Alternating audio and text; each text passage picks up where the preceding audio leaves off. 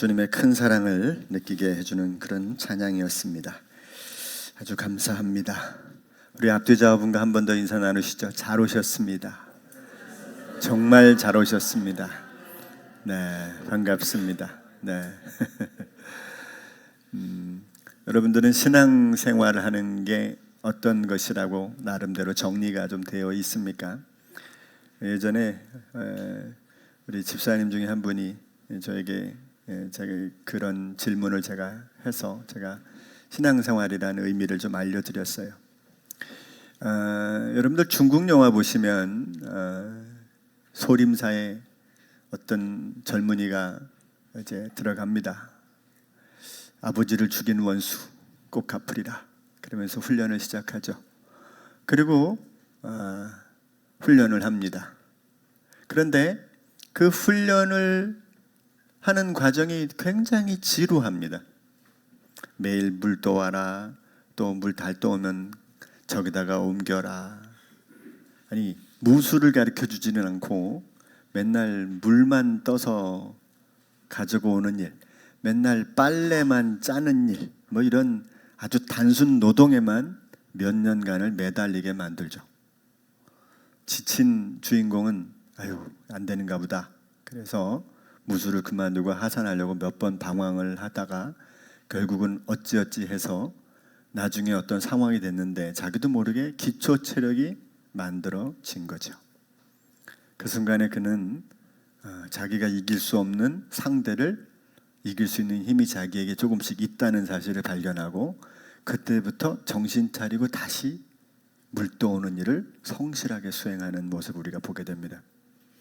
여러분 신앙생활은 그런 의미에서 똑같은 과정과 같습니다.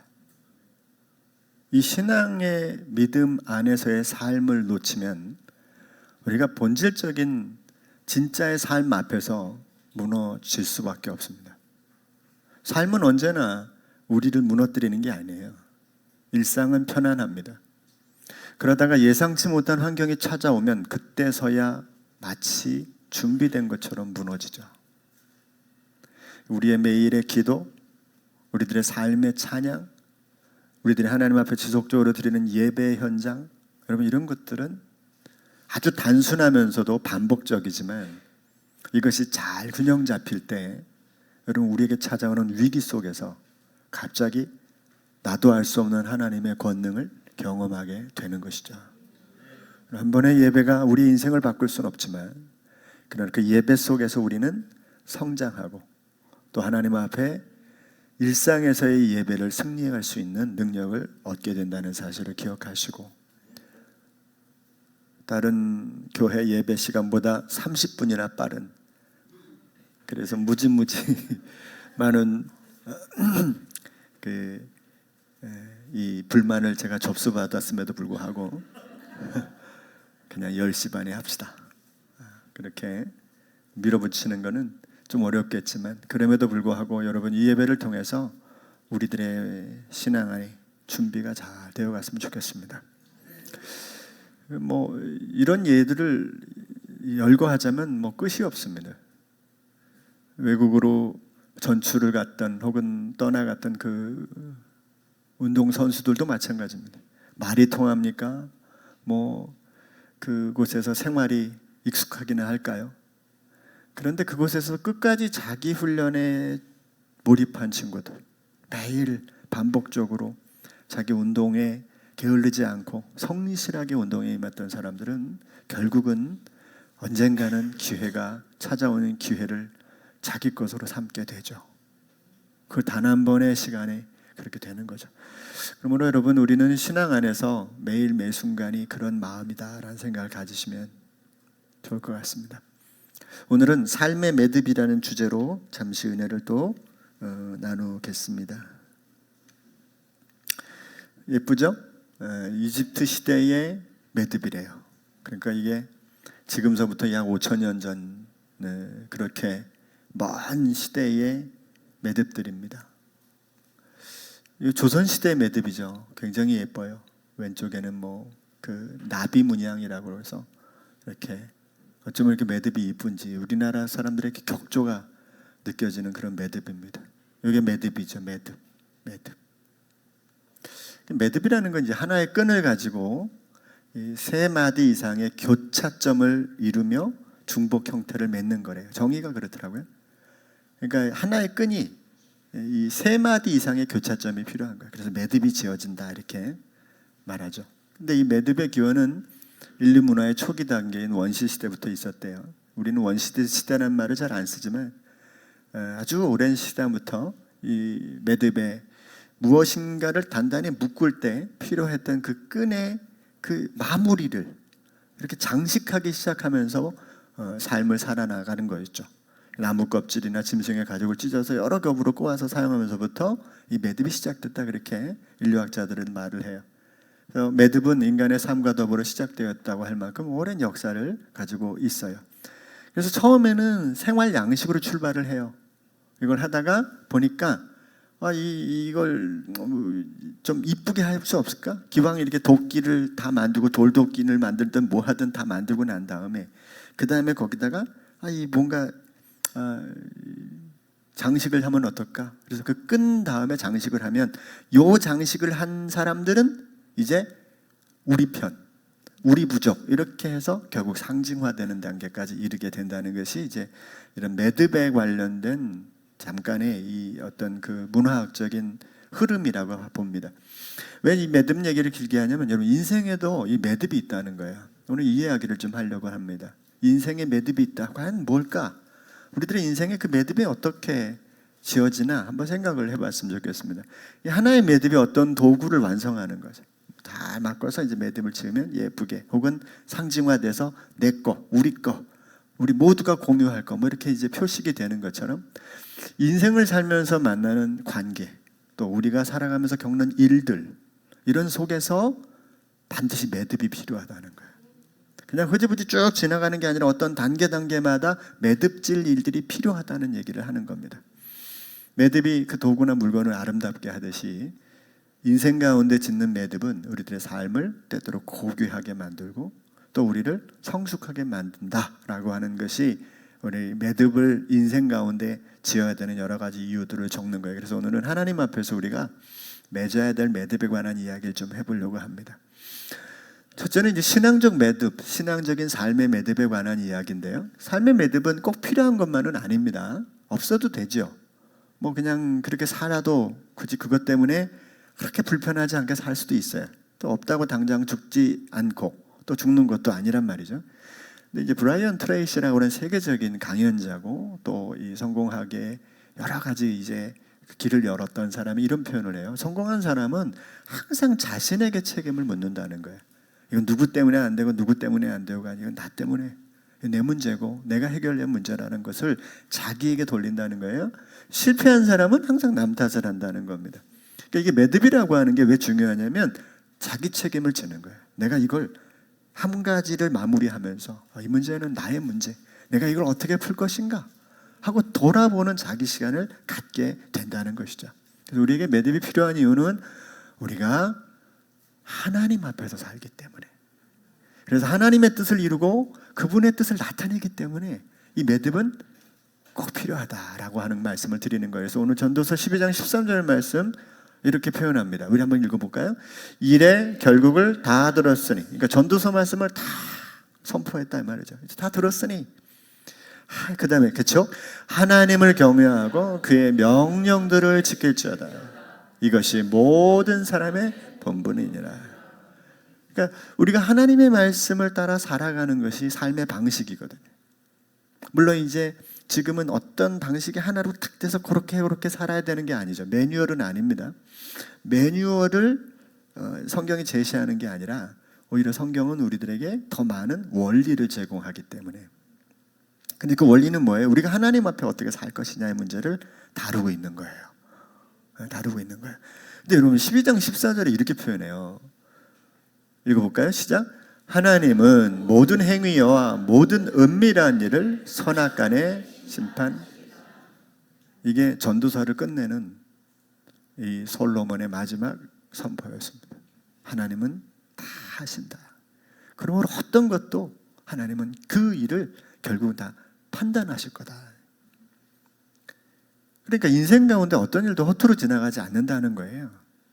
이게 마태복음 12장 36절에 예수님께서 이렇게 말씀하세요. 내가 너희에게 이르노니 사람이 무슨 무익한 말을 하든지, 여러분 어떤 말, 이게 유익하든 무익하든 상관없이 그 말이 심판날에 그에 대해서 너 왜 그 말했니? 라고 신문을 받게 된다는 거예요. 어느 정도냐면 37절, 내 말 때문에 너는 의롭다함을 받는다. 정죄함을 받지 않고, 죄 있다 하짐을 받지 않고, 또 내 말로 죄가 있다함을 받을 것이다. 그러니까 여러분 그 말 한마디가 그런 결과를 가져온다고 하니, 우리가 인생을 살면서 살아가는 동안에 언제까지 쭉 흘러가는 과정에서 하나의 정리가 필요하지 않을까요? 어떤 일정한 삶의 매듭, 마디가 좀 필요하지 않을까 싶은 거예요. 그래서 성도의 삶의 매듭이란 주어진 삶의 자리에서 하나님을 경외하고 그의 명령을 지키는 모습을 나타내는 것이라고 저는 정리를 해봅니다. 그래서 이 매듭은 크게 두 가지로, 이제 그 두 가지 양상에서 나타나는데, 하나는 사람과의 관계 안에서 매듭 짓는 일이 필요해요. 또 하나는 일이나 또 사역에 관해서 매듭 짓는 일이 또 필요하기도 합니다. 그래서 이 두 가지를 살펴볼 건데요. 첫 번째, 관계에서 해야 될 매듭은 뭐냐? 이것은 샬롬을 만드는 겁니다. 샬롬. 여러분 샬롬은 뭐죠? 구약 시대 때 이스라엘 민족들이 평화가 있기를 원합니다. 당신에게 주님의 평화가 있기를 원합니다라는 인사였어요. 그런데 이게 신약에 넘어와서 거의 비슷하지만 에이레네라고 하는 헬라어로 바뀌는데요. 샬롬이라는 말이 에이레네로 바뀌면서 추가되는 게 하나 있어요. 그게 뭔지 아세요? 바로 예수 그리스도를 통한 화목이 들어가는 겁니다. 그러니까 구약적 샬롬은 그냥 우리가 볼 때 평화와 하나님이 주시는 그 화평으로 우리가 서로 인사를 나누고 그 은혜가 임하기를 소망한다면, 신약의 평화는, 에이레네는 예수 그리스도의 은혜가 덮이는 거예요. 그러니까 내가 너희에게 평화를 주노니, 내가 너희를 평안케 하노니, 이런 모든 말은 에이레네입니다. 그러니까 그 주님 안에 있는 그 평화가 우리 속에 오는 거예요. 그러니까 예수님 안에 있는 평화는 세상이 주는 평화가 같지 않은 거지. 그것은 하나님 자신이 우리에게 오는 것이고, 그분이 오심으로 인하여 우리 인생은 본래의 자리에 앉게 되는 복을 얻는 거거든요. 그러니까 그 평화가 오는 거예요. 그래서 그 나타나는 결과가 하나님과의 관계가 회복이 되는 하나님의 평화. 내 내면이 성령으로 인해서, 예수 그리스도의 오심으로 인해서 얻는 평화가 일어나고요. 거기에 공동체가 화목할 수 있는 은혜도 있게 되는 거예요. 그러니까 우리가 서로 화목해야 될 이유가 뭐냐? 저 사람이 좋아서가 아니에요. 저 사람이 훌륭해서가 아니에요. 내가 잘나서가 아니고, 우리가 화목한 이유는 예수 그리스도가 우리 안에 계시기 때문에. 이게 되게 중요한 겁니다. 왜? 그분이 날 살렸기 때문에, 그분이 나를 위해서 죽으셨기 때문에. 이게 샬롬보다 뛰어난 에이레네의 평화인 겁니다. 그러니까 우리는 구약적 샬롬에 머무르는 게 아니라 이제 에이레네의 평화 속에 머무르는 삶인 거죠. 예수 그리스도 안에서 주시는 샬롬으로 구약을 완성하는 겁니다. 쉽지 않아요, 절대 이 일은. 그런데 또 온전한 샬롬도 불가능해요. 그래서 적어도 우리는 그 일에 마음을 두고 할 수 있는 한 온 힘을 다하는 거죠. 그래서 저는 로마서 12장 18절에 이 바울의 고백이 참 공감이 많이 되는 고백입니다. 한번 읽을까요? 시작. 할 수 있거든 너희로서는 모든 사람과 더불어 화목하라. 할 수 있는 만큼. 내가 할 수도 없는데 굳이 뛰어넘어가서, 그러면 여러분, 내가 저 사람과 화목하지도 않는데 먼저 뛰어가서 막 화목한 척하면 그 사람이 더 당황해요. 뭐 잘못 먹었나? 갑자기 밤에 왜 그러지? 이런 생각이 들 수 있을 정도로. 그러나 우리가 할 수 있을 만큼, 할 수 있는 데까지 최선을 다해서 화목하라라고 권면하고 있습니다. 자, 두 번째는요. 두 번째 방향은 일과 사역에 관한 매듭이에요. 관계라고 하는 것에 예수 그리스도의 관계 속에서의 평화가 우리가 목적이라면, 그래서 그렇게 매듭을 짓는 일이 맞다면, 두 번째는 일 속에서, 우리들이 맡겨진 사역 속에서 또 매듭을 짓는데, 여기서 핵심은 주님의 영광을 이루는 것입니다. 고린도서 10장 24절부터 한번 볼까요? 누구든지 자기의 유익을 구하지 말고 남의 유익을 구하라. 이제 일을 할 때 하는 말이에요. 표현이 너희가 먹든지 마시든지 무엇을 하든지 다 하나님의 영광을 위하여 하라고 이렇게 얘기해요. 그러니까 이 두 가지 말씀을 해보면 다른 사람의 유익이지만 그 다른 사람의 유익으로 끝나는 게 아니에요. 그 사람을 유익하는 것으로 끝나는 게 아니라 그 결과와 목적이 결국 하나님의 영광을 나타나게 하는 게 목적이라는 거예요. 그러니까 비교와 경쟁으로 사실 세상은 시시비비에 얽매이죠. 계속 싸웁니다. 조금 더 가지려고, 조금 더 받으려고. 네? 어저께 어디 갑자기 집수리 문제가 생겨가지고 제가 잠깐 갔는데 우리 교인 집인데 가보니까 주인은 한 푼이라도 더 받으려고, 네?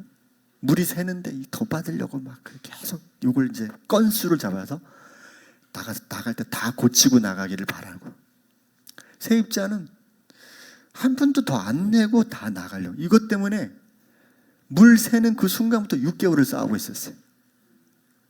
갑자기 여기 목사가 등장한 겁니다. 얼마나 내가 난처하던지 중간에서 상황이. 뭐 우리 교회는 거기와 상관없이 그 주인과 그 엉뚱한 집과의 관계 안에서 제가 거기 이렇게 갑자기 둘 다 아는 척을 해가지고 네, 여러분 세상의 비교와 경쟁, 세상의 방식은 그래요. 더 맞아요. 옛날에 제가 아주 20대 때 봤던 연극 중에 안 내나 못 내나라는 연극이 있습니다. 막 도끼로 사람을 막 찍어가지고 도끼 이렇게 찢긴 상태로 막 이제 돌아다니는 이제 그런 재밌는 연극이었는데 안 내놔 못 내놔. 그 방식이 세상에 딱 맞는 방식 같아요. 안 내나 못 내놔. 여러분 일과 사역 속에서 주님의 영광을 목적으로 매듭짓는 일이 굉장히 중요합니다. 저는 우리 교회 성도들께도 감사한 것은 이런 마음을 가진 분들이 대부분 우리 교회 성도들이에요. 네. 아멘은 안 하시네요. 잘 모르셔서 안 하시나.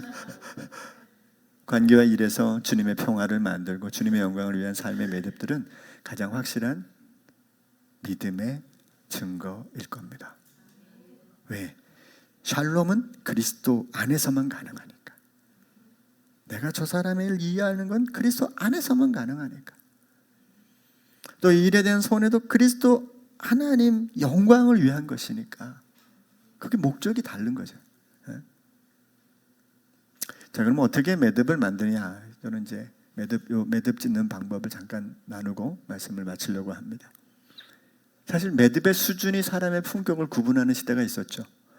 그러니까 조선 시대 때도 이제 왕족들이나 이런 사람들이 매는 그 놀이개의 매듭의 원리가 있었다잖아요. 그걸 갖고 있으면 저거는 신분을 말해주고 이렇게.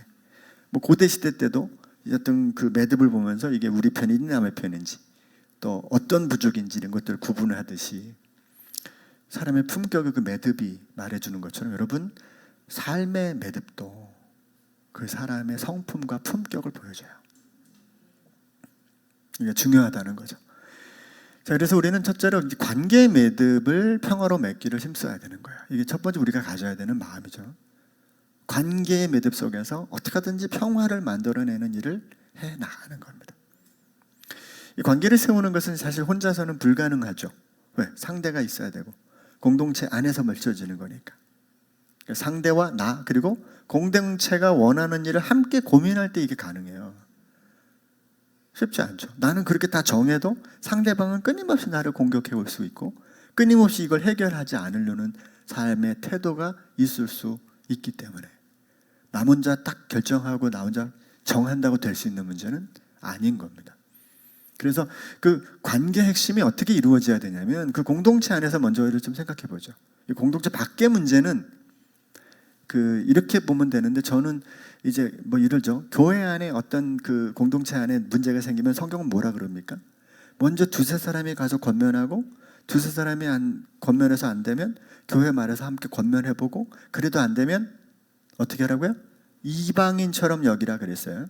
근데 저는 이걸 어떻게 해석하냐면 이제부터 그 사람을 이방인 막 뭐 개 취급해라 이런 얘기가 아니라, 이 사람은 함께 공동체 안에서 마음을 모아서 그리스도의 사랑 안에서 갈 사람이 아니고 이방이니까. 이방인은 뭐예요?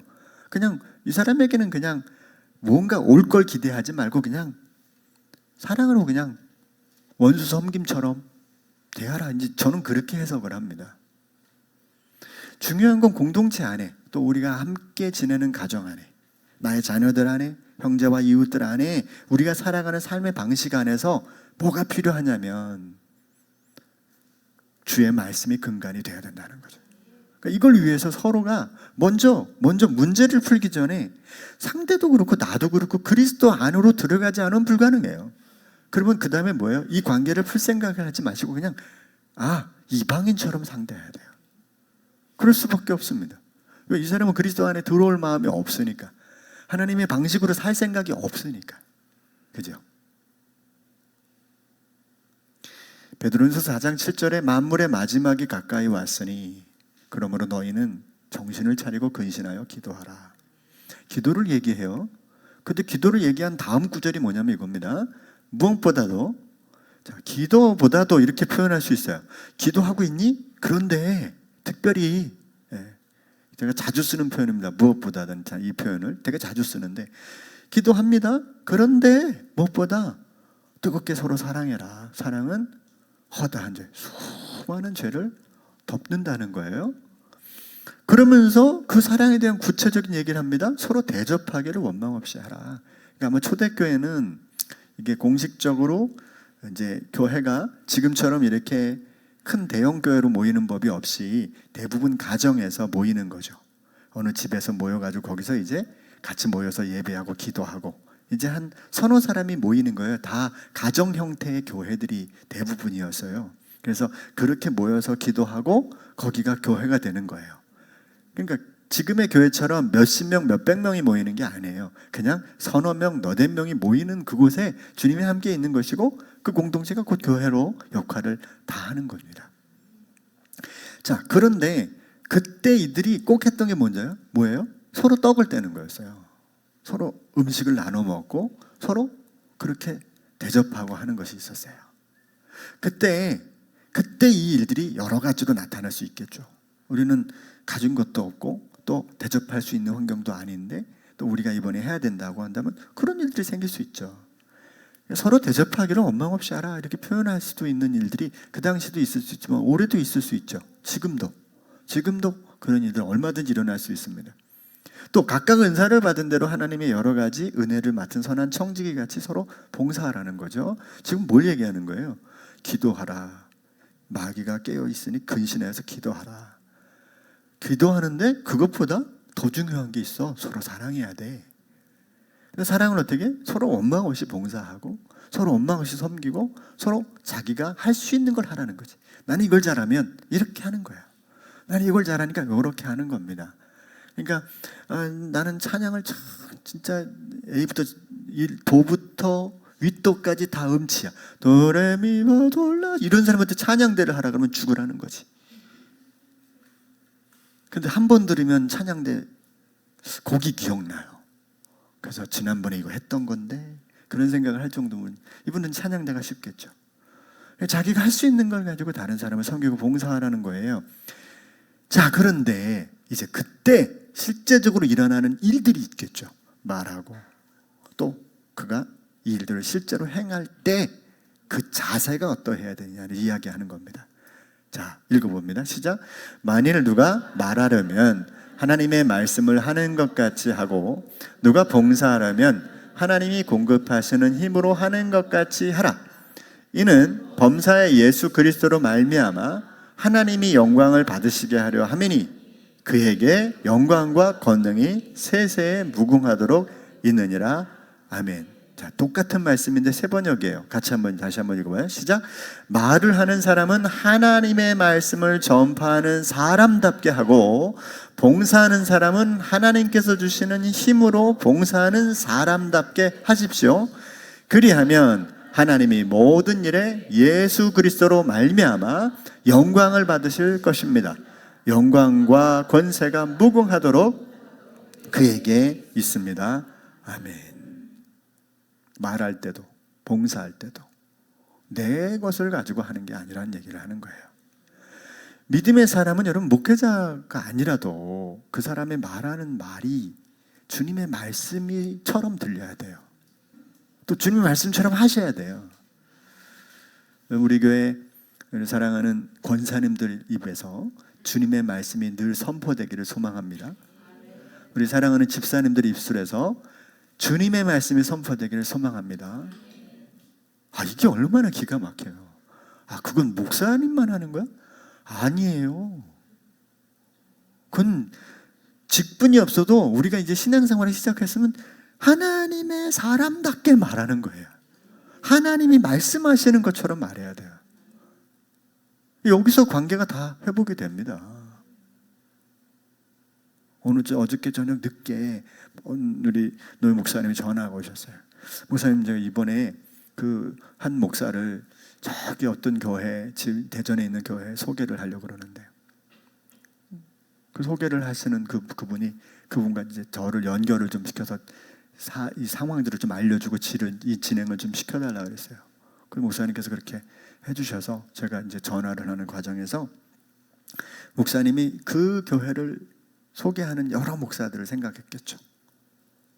근데 그 중에 어떤 분을 생각을 하고 있었는데, 그 형제를, 그 목사님을 오랫동안 대하면서 느낀 게 뭐냐면, 이분에게는 이상하게 겸손이 안 느껴진다는 거예요. 그 소개하시는 어르신이. 또 오랫동안 있으면서도 하다못해 그 가벼운 말조차도 이게 사람에게 기쁨을 주는 말이 아니라는 게 느껴져서 소개를 못 하겠다는 거예요. 그리고 이번에 그 본인이 새로운 분을 그 교회에다 소개를 하는데, 아주 그냥 제가 이렇게까지 소개를 마치 당신의 모든 걸 걸고 소개하는 것처럼 소개를 하시는 거예요.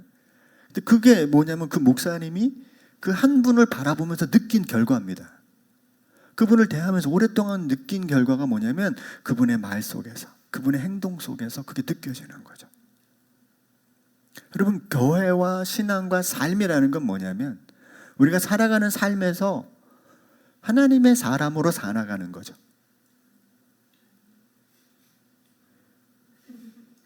여러분, 앞뒤자운게 얘기를 해주세요. 당신은 하나님의 사람입니다. 시작. 당신은 하나님의. 이거 예배 마치고 저기 밥 먹을 때 하나님의 사람이 사람의 사람이 되는 게 아니라 하나님의 사람인 거예요. 말도 하고 싶은 말 많겠지. 짜증날 소리도 많겠지. 하고 싶은 말이 많겠죠. 근데 하나님의 사람으로 말하는 거예요. 그게 여러분 우리들의 삶의 모든 관계를 샬롬으로 주님의 이레네로 바꾸는 힘이에요. 이게 중요합니다. 말과 행동이 정해지면 할 수 있는 게 생겨요. 내가 이렇게 할 수 있고, 할 수 없을 때 어떻게 해요? 기도하는 거예요. 할 수 있는 건 기도하고, 할 수 있는 건 하고, 할 수 없는 건 기도하고. 그러면 좋은 길이 막 발견되면서 이거구나 그러면서 그 일에 대한 매듭들이 지어져요. 그래서 관계들이 정리가 되기 시작합니다. 이분을 이렇게 대하면서 그러면서 어느 순간에 그 일들을 행할 수 있는 일들이 탁 생겨서 내가 이제 이분을 향해서 지난번에 내가 보니까 내가 집사님한테 말이 좀 심했던 것 같아요. 맨날 옷 가지고 뭐라 그랬는데 이제부터는 그런 얘기 안 할게요. 미안했어요. 그러면서 말을 정리를 해주는 거예요. 지금까지 내가 왔던 삶을 그분과 정리를 하는 겁니다. 그리고 내 마음에 확정을 하는 겁니다. 이렇게 살아야 되겠구나. 여러분, 이게 되게 중요합니다. 그러면 관계가 또 일도 정리가 됩니다. 일도 하나님의 뜻 안에서 우리가 그렇게 정리하기를 하나님의 방식을 찾으면서 정리를 하나씩 나가는 거예요. 우리는 실수하고 넘어지고 쓰러지기 쉬운 사람들이 아닙니까? 그런데 그 과정에서 하나님의 말씀을 하는 것 같이 하나님의 뜻을 다시 찾고 방법을 하나님께로 돌아가고 하나님의 방식은 뭘까? 계속 고민하는 거죠.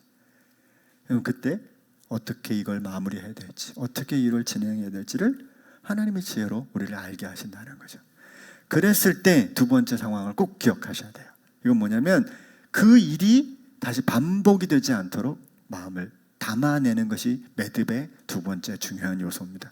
그러니까 지나간 과거의 시간 속에서 펼쳐진 일들이 이제 매듭을 지었으니 그 위로 올라가지 않는 거예요. 거기서 끝내는 겁니다. 1차적으로. 두 번째 대한 인식이 매듭에서 중요해요. 왜냐하면 2차적으로 끝내는 일이기 때문에. 관계도 1차적으로 정리하는 것이고 또 일도 1차적으로 정리를 딱 하는 거예요. 과거에 덧붙이지 않기에 관계가 깨지거나 문제가 재발되기가 쉽지 않죠.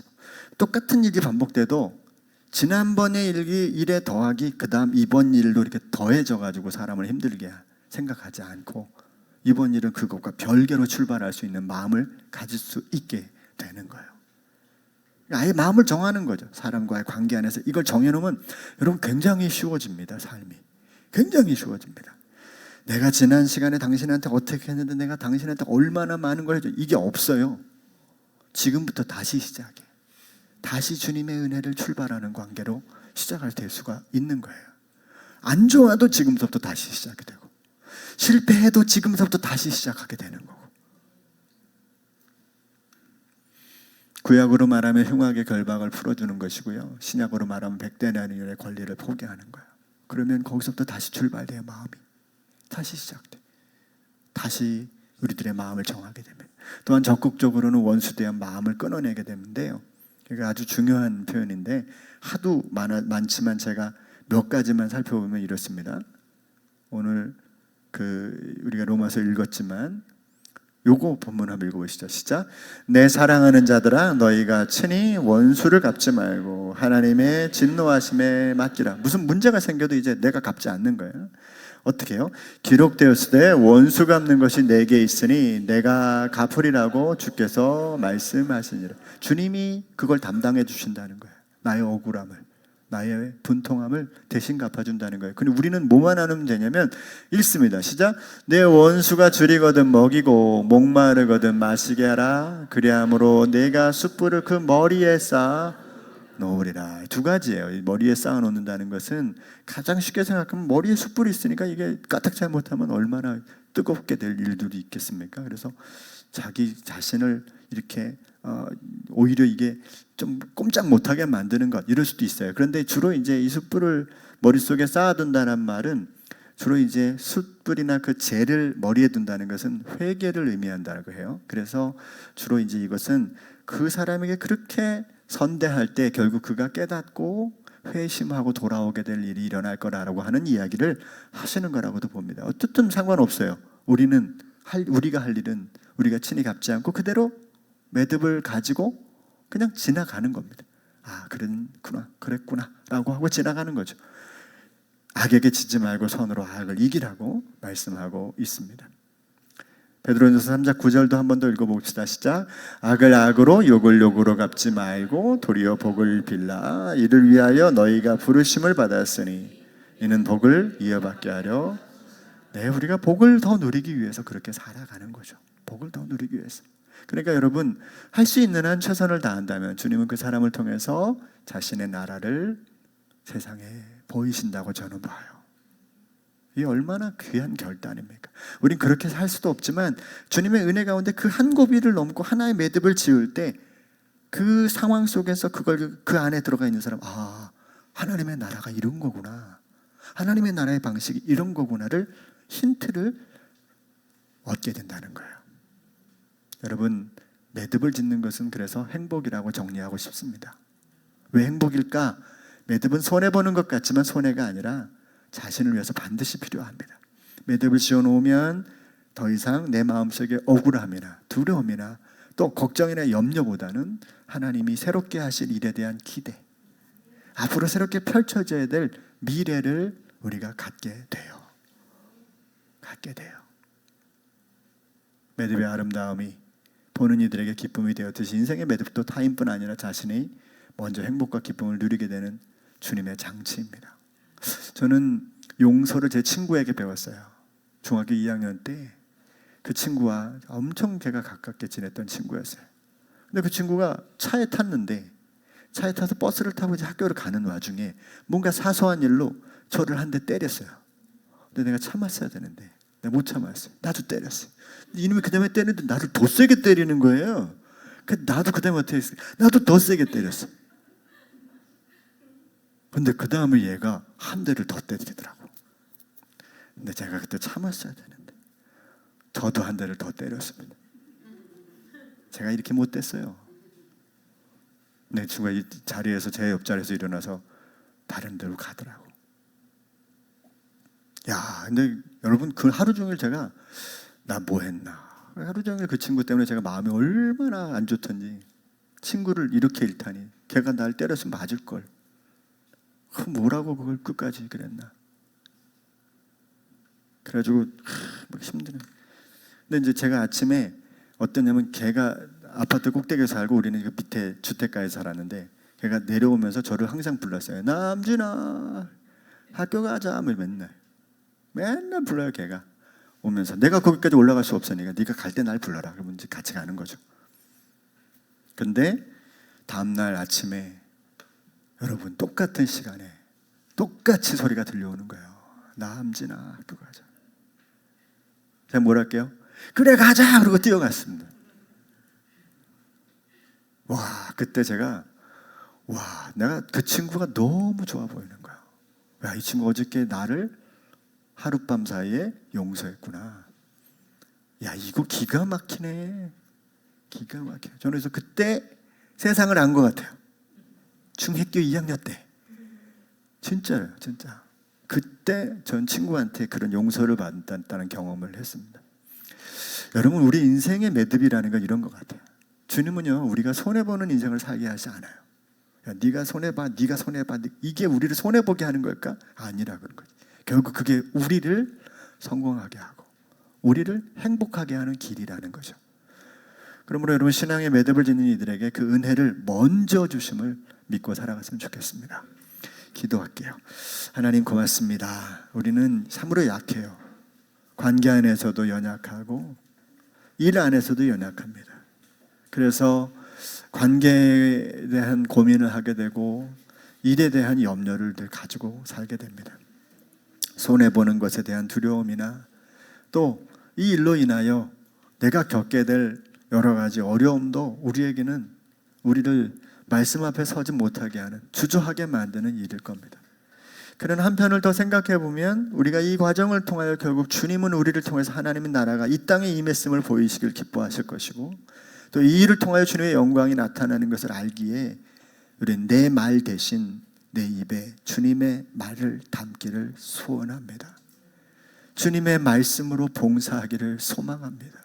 주님의 마음으로 섬겨나갈 수 있기를 소망하오니 주여 성령으로 우리와 함께 해주셔서 내게 지금 주어진 삶의 환경에서 자그마한 매듭을 하나씩 맺어갈 수 있도록 은혜를 베풀어 주시옵소서. 그래서 다시 시작되는 관계가 되게 하시고 다시 출발하는 일이 되게 하실 때 주님이 이 모든 일의 주관자가 되어 주셔서 우리 모두가 공동체 안에서 행복한 역사들을 경험하게 되는 축복의 역사가 있게 해 주시옵소서. 예수님 이름으로 기도합니다. 아멘.